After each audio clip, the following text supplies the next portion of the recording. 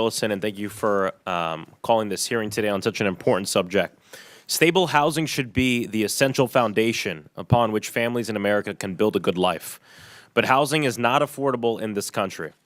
Especially my generation has pretty much given up hope of ever being able to have stable housing since the cost is high to purchase a home, and the rising cost of rent, student debt, healthcare, and everyday expenses prevent us from being able to stay housed, let alone purchase a home. In fact, my office opened up one of the first satellite congressional offices on a university's campus. I thought the top issue people would come and ask us for help on would be student debt, but in fact, the top two were food insecurity, hungry students, and people who were homeless and didn't have a place to live. This is a personal thing for me. When I decided to run for Congress, I experienced homelessness for many months when I was priced out of my apartment after the rent moratorium hike was taken away in the state of Florida just after COVID. I always joke to myself that at least if I won my race for Congress, I wouldn't deal with housing issues again. I was elected to Congress, and as a congressman-elect, I was denied to every apartment in a complex I applied to in Washington, D.C. I joked about having to couch surf on news, not knowing it'd become national news that a new member of Congress was essentially homeless in his new place that he'd have to work in. I say this to say this is an issue that's far-reaching that impacts all Americans. And even when I took out a loan to be able to pay the high cost of rent moving to D.C., I was denied the opportunity to pay the high rent, too. First-time home buyers have been driven down to 21% of the market, and the median age of first-time home buyer is now 40 years old, the highest ever recorded. Families are getting priced out while big-money investors are cashing in. In the first quarter of 2025, investors bought nearly 27% of homes sold, the highest share in at least 5 years and way above the number of first-time buyers. That is not a cultural shift. That is what happens when government tilts the field towards corporate buyers and then shrugs when regular people lose. The commodification of housing has gotten way out of control. There is a crisis that has been made even worse at every opportunity by greed and turning the American dream into a commodified asset.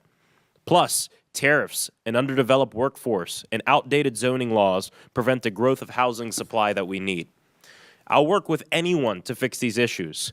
Congress, as well as the FTC, DOJ, HUD, and Treasury, can and must rapidly mobilize to lower housing costs today. And all it takes is the political will and focus.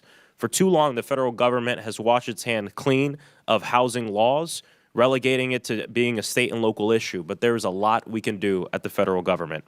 Political will and focus, and unfortunately, are absent right now with the Republican triple majority. In fact, President Donald Trump is actively making it worse. He is driving up the costs to build homes through tariffs on construction materials and fixtures. His reckless immigration policies are going to shrink our workforce capacity at a time when immigrants make up about a fourth of the construction workforce. Again, a fourth of the construction workforce. Now facing backlash over high prices, the president is suddenly saying he's on board with a Democratic proposal to ban institutional investors from being able to buy single-family homes. We welcome this. President Trump received a lot of attention when he announced this month, quote, "I'm immediately taking steps to ban large institutional investors from buying more single-family homes, and I will be calling on Congress to codify it," end quote. But earlier this week, the president revealed the details of his executive order, and it falls short. This executive order does not include an outright ban on institutional home purchases, but just limits conventional mortgage guarantees for these transactions. What he failed to mention is that most of these transactions happen in cash or outside of Fannie and Freddie financing and will not be impacted by his executive order. For President Trump and congressional Republicans to truly implement this proposal that the president himself called for, they must buck the same Wall Street investors and corporations that they've also been delivering massive tax handouts for. So I'll believe it when I see it. But we're here to work together on it.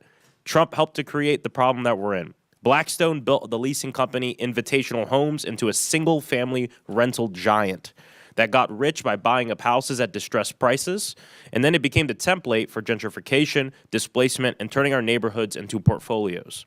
GAO report in 2017, Fannie Mae backed a 10-year, $1 billion loan to Invitational Loans.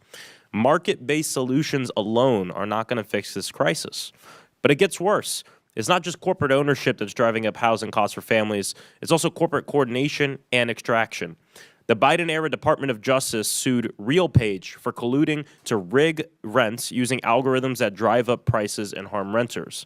Then the same Biden-era DOJ sued 6 of the nation's largest landlords for colluding to rip off American renters.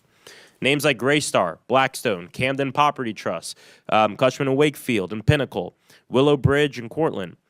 So my question for all of us here is that if this hearing is truly about housing affordability, we should really start with a lot of the rent collusion schemes that we see that the DOJ itself has said harms millions of renters.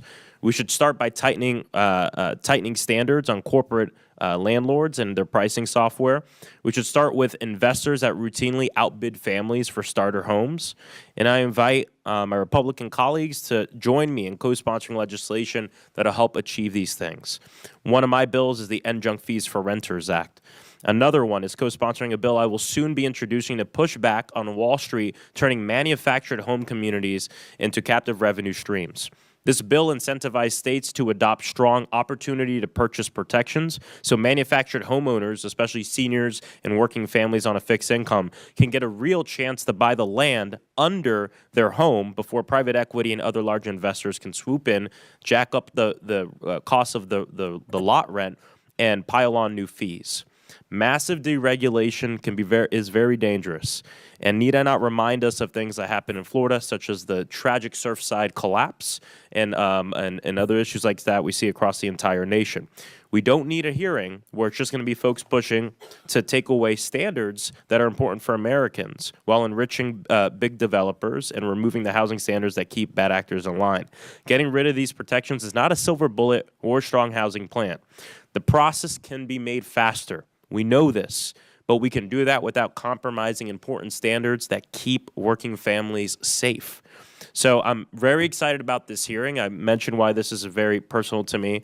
I routinely knock doors in my district, and the housing crisis is the top one on top of everyone's minds, Democrats, Republicans, tenants, and homeowners alike. And in my state of Florida, we're experiencing a housing insurance crisis, the rising cost of rent, it being too damn expensive, and we're in a situation. I was asked recently what I think is one of the number one issues impacting young people, and I said it's the fact that I'm worried as young people grow older, we'll never own a damn thing in our lives, whether it's our home, to the music we listen to the movies we watch, to the car that we drive. And we are going down that road, and so housing is something we have to take care of. Excited about this hearing. Thank you, Mr. Chairman. I yield back. Thank you, Ranking Member Frost.